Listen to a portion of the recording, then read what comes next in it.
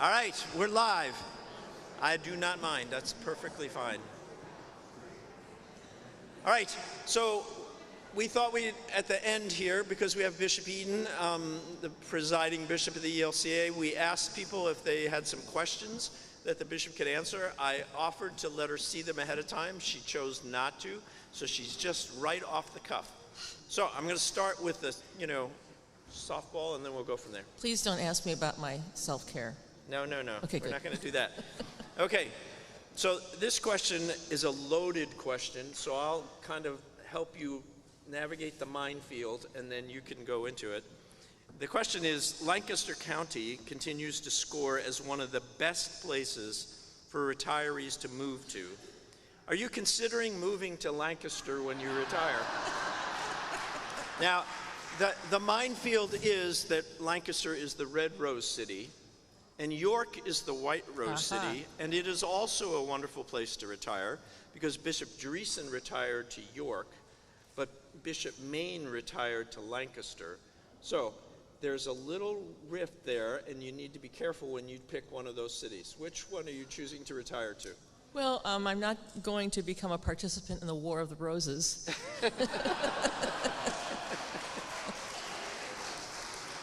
And I'm from Ohio and from Cleveland, and the last parish was in Ashtabula, so I'm fond of Pennsylvania. But I made two requests of my staff. I want hymn 808 at my funeral, and get me back to Ohio. Do not bury me in Illinois. So. All right. One of the questions was, with so many pastoral retirements and vacancies, how can the church do a better job at using deacons for congregational leadership? Not just for congregational leadership, that's bishops can decide about that. But what we're seeing now more and more, and your deacons are effective at this, is that that's the ministry of word and service ministry out in the world. And so how are we making use of the gifts that these people have and the call that they have received from God, where we're supporting their ministry out in the world and out in the community? We have to do that more, and not just say that the pastor is going to be doing everything. We're underutilizing deacons. Now, for congregational leadership, why would you want to do weddings?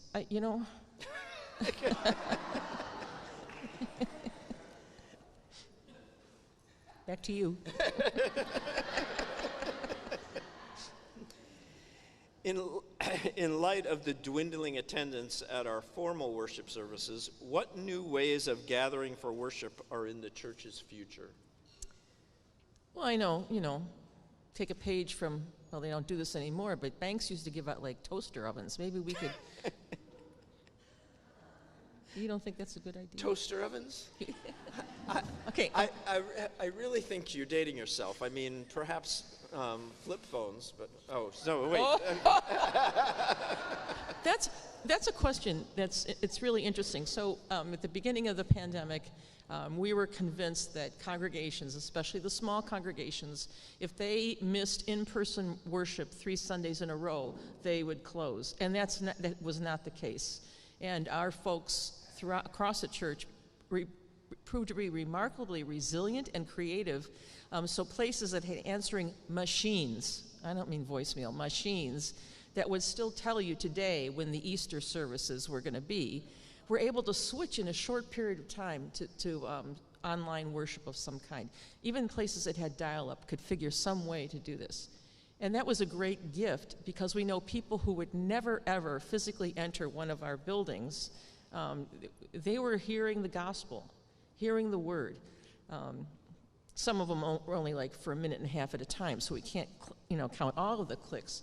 And then everybody was, not everybody, many people then, and I think you alluded to it, I think you did in your remarks that, no, maybe someone else asked, what was that a week ago when I got here? Maybe I talked about it then. But people were clamoring, we have to be in-person worship, and it was the faith, not fear, and there's not really a pandemic, and all that sort of stuff. And we need to be in-person worship. And that got to be very contentious in some places across the church, and really put and mostly pastors, not deacons, at odds with their people. Okay, so great. I think we all imagined that one day the plague would be over and we would know that had happened. We're still in a pandemic. and everybody would come back to church, and that hasn't happened, physically come back to church. So we're trying to figure this out. How then can we keep or build or foster community, especially the way you talked about it in your report, and doing this online? Because there are some people who are not, it was pretty easy. My commute to church, if I wasn't traveling, was just, have coffee in the kitchen and sit down at the dining room table, and it's not just young people. It was people, those of us more seasoned. I don't know how we're going to do that, but I do believe what you said is and it's in key. We have not something to offer, but something that's life-giving that God offers through us. And those are we have to stick to those basics. No glitchy practice is going to get us people back in. And our large membership congregations are feeling this and experience this as same as our smaller congregations. And we found that I think it's more disruptive in a large membership congregation to have a change in leadership than it is in the really smaller congregations. You're like, I don't know, like radiation proof. Nothing does you in. So that's encouraging. I don't have an answer for that. And if we want to think about this, and then I'll just fly out tomorrow and leave you with this, how then, when we understand God to be an incarnational God, and that community, and as you said, I would agree, of course we're going to have to adapt, and we have adapted to virtual, or people don't like that, online conversations. But there's something different about being in person.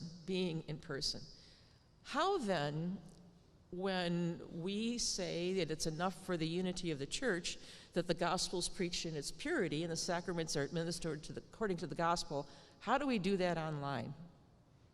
Fortunately for me, I have this guideline called the use of the means of grace that I have to follow. I know that's not happening all across our church, and people have adopted various ways, but we haven't figured that out. And we can't just figure that out by ourselves. We have to figure that out ecumenically. So we just don't get to do what we want. I have no good answer for that. Back to you. Yeah. But we're waiting. You might have good answers for that. And so share them with everybody, however you've been able to work on that. And I don't know if the seminaries must also be addressing this. Okay, this question is a little longer. Oh, I hope my answer is not as long as the last one. Huh? Right. We'll see how we do. But it consists of two parts. First, the numbers of church members in our congregations continue to be their 50 years of decline in the ELCA and mainline Protestant churches in general. And as our denomination will likely become decentralized, not in the too distant future, that is, synods having to merge to some degree, thus having less bishops and less oversight of congregations, or maybe the ELCA joining some full communion partners in a uniting church like those in Canada or Australia. Anyway, will our surviving seminaries offer strictly online courses geared almost exclusively to team or other synodically authorized candidates with clear understanding that they most likely will be vocational ministers? Second, if so, how will the ELCA be able to require continuing education among such persons, perhaps more of it academic in nature? We don't even do a good job at requiring it now, or at least having people comply with the requirement. Go ahead, Bishop. You got me off my I'm track. sorry. So anyways, so that they can better reflect and interpret and respond to the signs of the time, drawing church history and secular history, Christian social ethics, etc., that they don't fall into adopting a simplistic and reactionary kind of fundamentalism. Third, and a bonus question, will ordination in such a scenario become more strictly functional or much less ontological? And I guess the real question is, how do you see the development of pastors in the future and in the church? Well, first I'm going to go to the bonus question. We do not have an ontological understanding of ordination. That is not the Lutheran tradition. So, and de jure, that's not. But de facto, people still seem to think, even some of us, that we wouldn't change. Our lives are changed, and it's different, and we heard that in the necrology sermon today. But we don't have an ontological understanding of ordination. So that one, check that one off. I got it. Okay, the rest, Dr. Zimmern.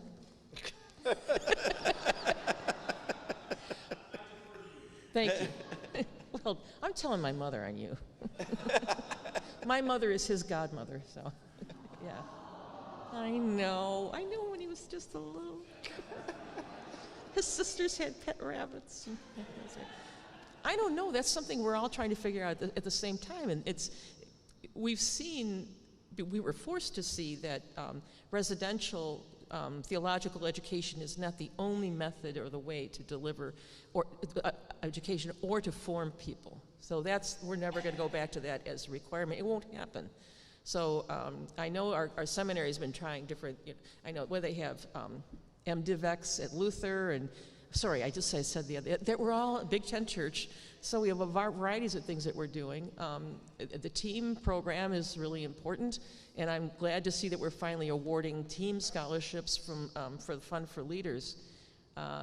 There seems like there was something else under that question, something under the thing. Are we going to become just sort of, I don't know what, manufactured mail order ordinance, or pardon me, emailed or web-delivered ordinations, or are we going to be the real church?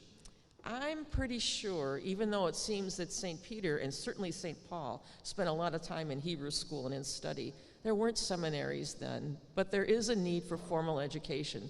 But I used to have, when I was the bishop of the Northeastern Ohio Synod, people would say to teen candidates, "Oh, you're just playing pastor." We can't, it doesn't devalue those of us who went, a million years ago through, not you, I'm much older than you are, like 4 years older. It doesn't devalue our work and our nation, but I think also continuing education is a key. I think you've noticed this. You go into, when we do go now back into studies where pastors, deacons, not so much, and you can see when we all graduated from seminary, because we all have the Interpreter's Dictionary of the Bible and that sort of thing. So that's evolving. What we're hoping to do and to model and to learn to do at the church-wide organization is experimentation is going to be the way this is going to work. And we're not going to be successful. We're going to have a lot of failures. What do we learn from that? But it can't be static anymore because the world has changed, which is, I think, another reason why you brought forth the memorial, that we take a look at all of the ways that we operate. So no, I don't know, and we're not going to become, here, people, your bishop already said it, it's God's church, not ours, okay, for which I'm deeply grateful. And so if it's God's will that there be an evangelical Lutheran church in America or a Lutheran witness to the gospel, it's going to happen. We don't know what it's going to look like. It'll probably look a lot like this with other things happening as well. If that's not God, if God cannot use that witness anymore, there's no program that's going to save us. Okay. So are there formal traditions in our church that you think we have to let go of to meet the new generations? Which ones? Which ones?